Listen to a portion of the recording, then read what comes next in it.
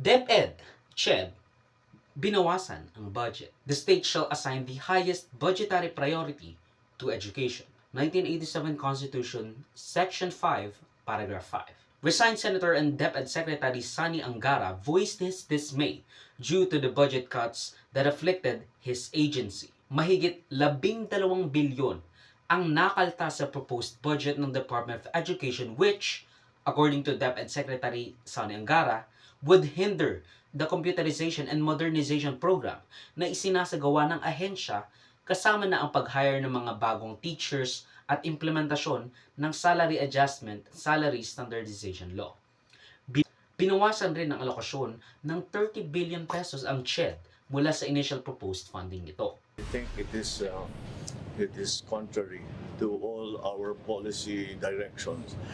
When we talk about the STEM development of our educational sector, and then to the continuing development, because yung nawala na 10 billion comes from the computerization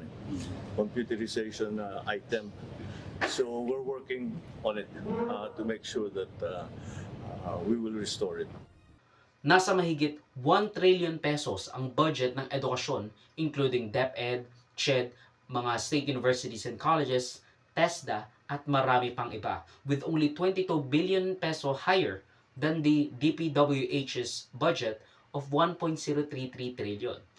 Now, tignan ulit natin yung constitution. Sabi, the state shall assign the highest budgetary priority to education.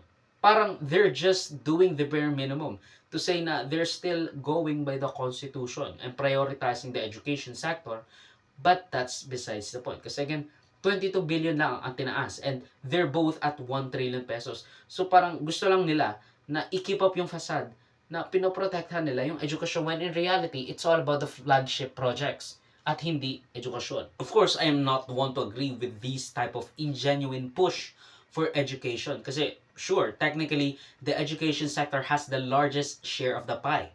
Pero the difference between the first and the second